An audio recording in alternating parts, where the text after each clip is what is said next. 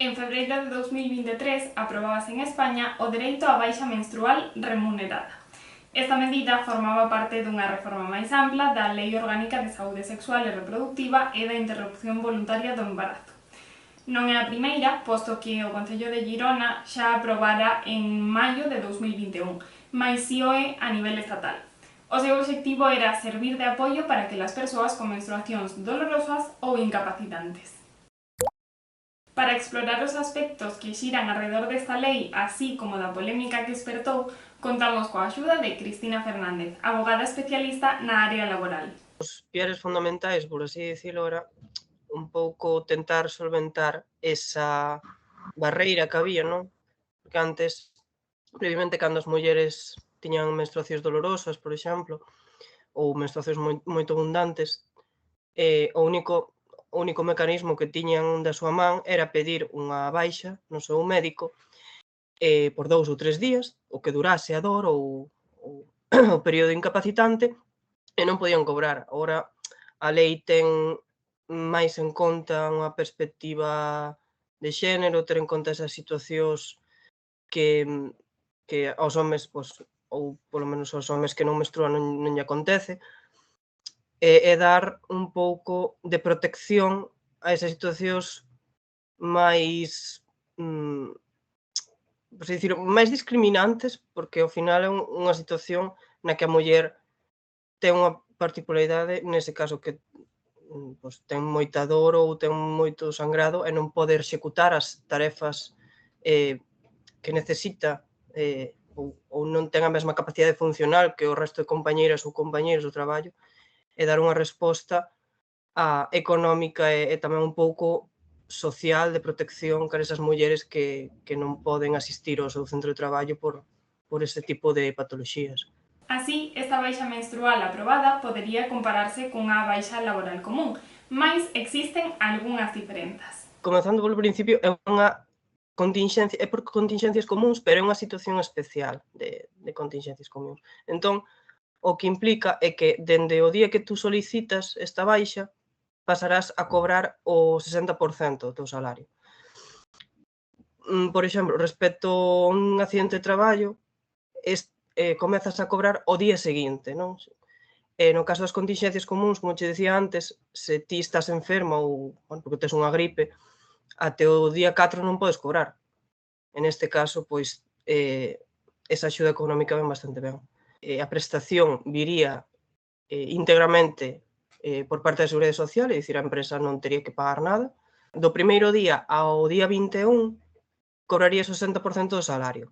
A partir do día 21 cobrarías o 75%. Pero isto é irrelevante. Por que é irrelevante? Porque normalmente estas baixas por menstruación incapacitante só dan lugar a 2-3 días de baixa. Non é unha baixa ou non é unha doenza que teña carácter moi prolongado no tempo. É dicir, é moi complicado que tú chegues ao día 21 e comeces a cobrar o 75%. Normalmente estas baixas, de feito, teño aquí uns datos, a media destas baixas é 2,8 días. Pero o bo que ten é que antes, cando as mulleres non tiñan, claro, non podían ser beneficiarias deste tipo de prestación, terían que solicitar unha baixa por continxencias comúns. Eses 2 días non eran remunerados, agora sí. É dicir, estamos ante unha lei que implica máis dereitos para as persoas menstruantes e que non implica custos adicionais para as empresas, unha das principais preocupacións das persoas que se manifestaron en contra da lei en redes sociais. A pesar de que se aclarara isto en numerosas ocasións, esta controversia segue viva, alimentada especialmente a través de debates contrarios á igualdade de xénero e, en xeral, á mellora dos dereitos laborais e das clases máis baixas. As leis nunca son perfectas, sempre se poden mellorar, pero polo menos ten esa vantaxe de proporcionar eses 2-3 días que economicamente, jolín, pois nótanse. E xa non só polo tema de que esa baixa estea cuberta a través dunha prestación, non? Senón ter en conta os problemas das mulleres,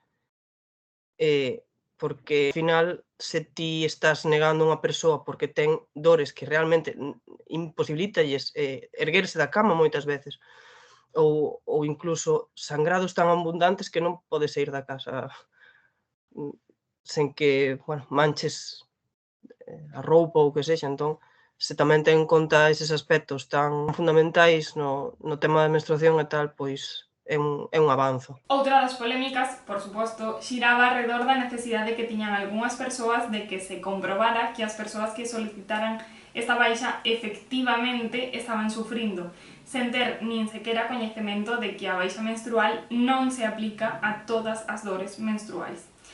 Mais aló de que cando vas a unha consulta por calquera outra dor non hai esa necesidade de demostrar que te doe tanto, ou cando menos non hai se és un home branco e cis, o certo é que o problema doita ser o contrario, como demostran os 8 anos de media que se tarda en chegar a un diagnóstico de endometriose cando a dor é o síntoma principal. Hai que ter en conta de que non todas as baixas por menstruación están cobertas. Ti non podes chegar un día a teu médico de cabeceira e solicitarlle unha baixa por menstruación. Por moito que repitan así un pouco os homes, vamos dicir homes na súa grande maioría, hai que diferenciar que esta lei protexe aquelas situacións de incapacidade derivadas dunha dismenorrea xerada por unha patoloxía previamente diagnosticada. Explícome. A dismenorrea, temos que distinguir entre dismenorrea primaria e secundaria. A lei protexe a dismenorrea secundaria. Cal é a diferenza entre estas dúas? A dismenorrea primaria son aquelas regras non incapacitantes. Poden ser dolorosas, pero non son patolóxicas. O sea, non son síntomas asociadas a unha enfermidade e non xustifica unha baixa laboral. A dismenorrea secundaria é a situación protexida, de feito, é a situación especial por incapacidade, por contingencias comuns, así o denomina a lei, e deriva dunha patoloxía que se agrava co tempo. Está relacionada, entre outras, coa endometrose, os miomas uterinos, os ovarios poliquísticos.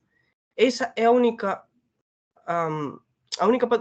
dismenorrea que protexe a lei. É a única situación pola que tú podes solicitar este tipo de baixas. Entón, de todas as mulleres que están traballando, nin sequera, o sea, só aquelas que teñen dismenorrea secundaria, porque, por exemplo, teñen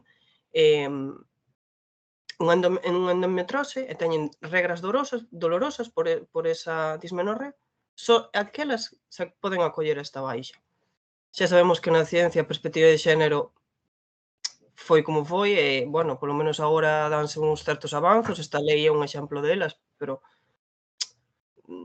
é certo que existen regras dolorosas e ti non tes por que ter endometrose ou un ovario poliquístico para verte realmente incapacitada, non? E se cadra un pouco algo desafortunado por parte da lei non incorporar este tipo de menstruacións. Polo momento, se por calquera motivo unha persoa ten unha regra puntual especialmente dolorosa, non pode acollerse a esta lei. Claro, ti, neste caso, cando o diagnóstico ven de algunha das enfermidades que xa falamos, tes unha regra dolorosa ou abundante, vas ao médico de cabeceira, determina a dor incapacitante, ten que determinar como é de incapacitante a túa dor, e proscríbeche 2, 1, 3 días de baixa, segundo el o vexa. Entón, se ti non tes ningunha patoloxía previa, é moi difícil que o médico che poida dar. Nese caso quedaría, as persoas que menstruan quedan bastante desprotexidas neste sentido. Por outra banda, como cada vez que hai un avance en dereitos laborais, non falta quen diga que este tipo de medidas poñen en risco a contratación e que, polo tanto, non deberían nin poñerse en riba da mesa.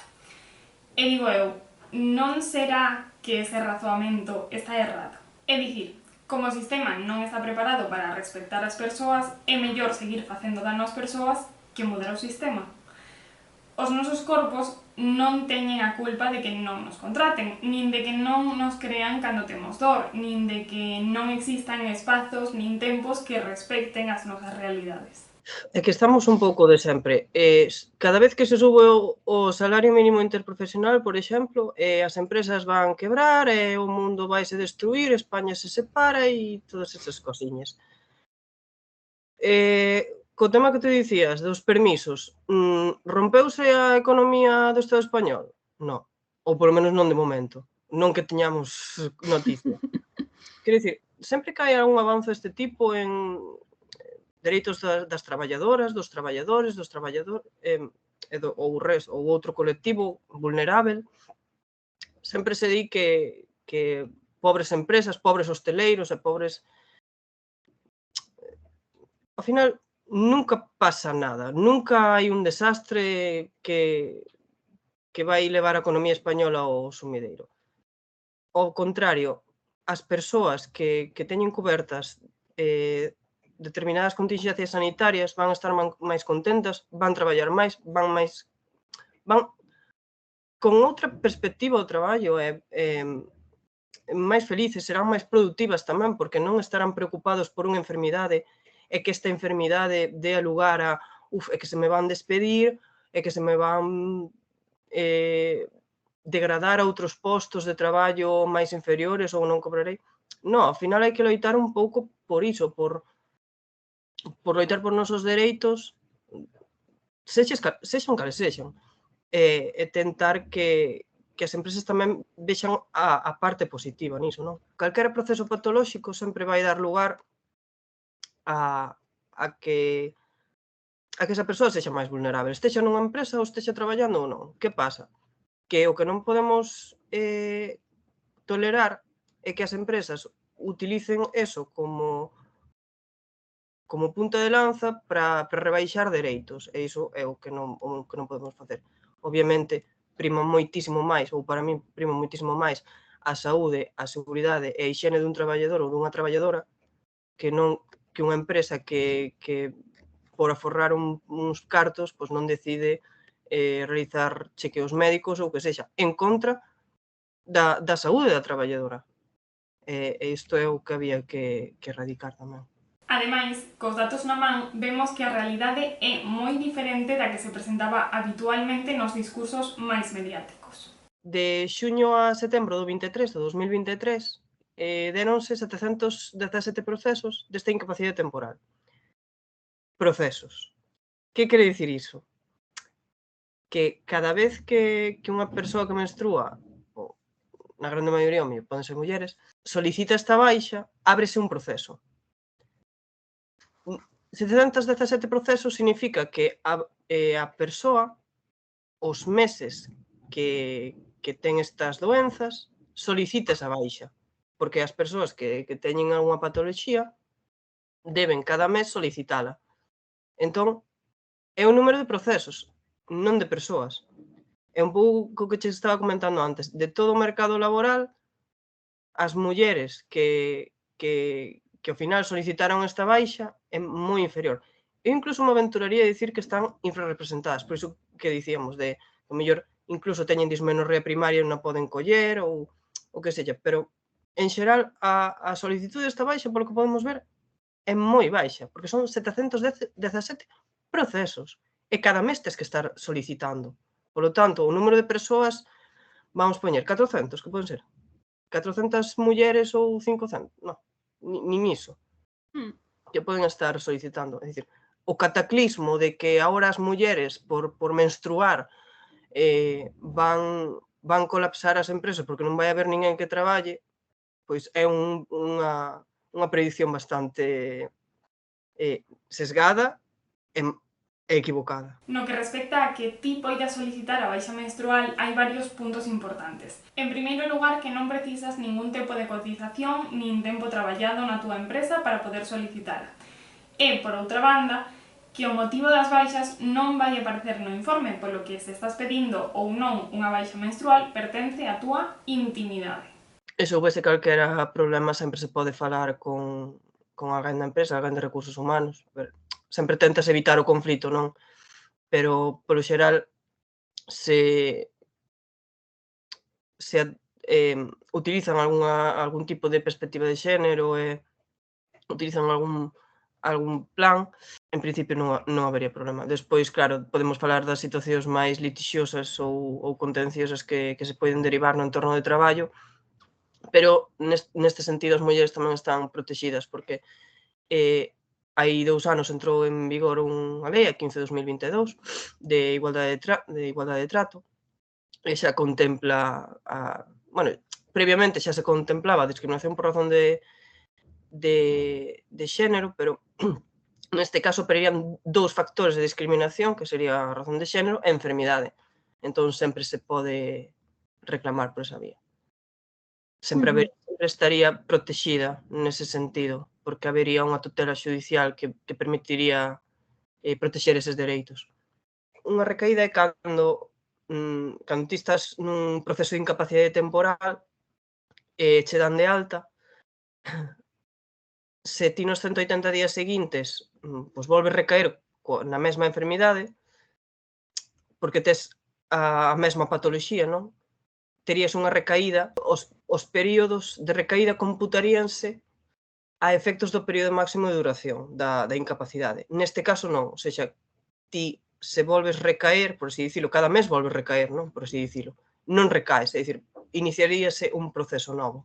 Tampouco podemos ver a lei ou as ordes xurisdicionais como algo estanco ou separados e divididos uns dos outros. Ao final, as leis teñense que interpretar pois non só un artigo específico, senón que se debe ver de todo o articulado, e iso en comparación coa Constitución ou con outras leis. Entón, inda que na orde xurisdicional non estean previstas todas as garantías para a salvagarda dos dereitos dos colectivos máis vulneráveis, sí que hai noutras leis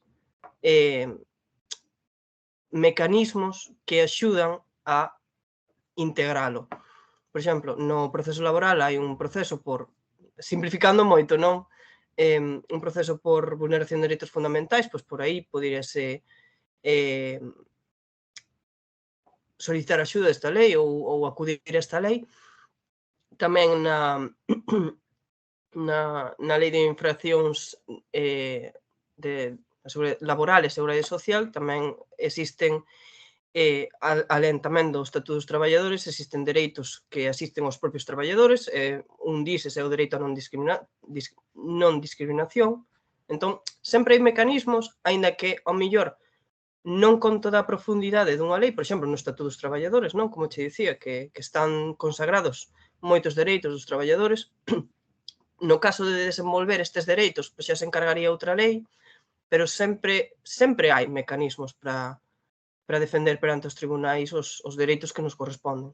Xa non só como traballadores, que tamén, senón como persoas que somos. Con todo isto, moitísimas grazas por chegar ata aquí e por ver o vídeo. Espero que che resultara interesante, que che resolvera algunha dúbida e se aínda tes máis, podes deixala nos comentarios e intentarei responder o antes posible.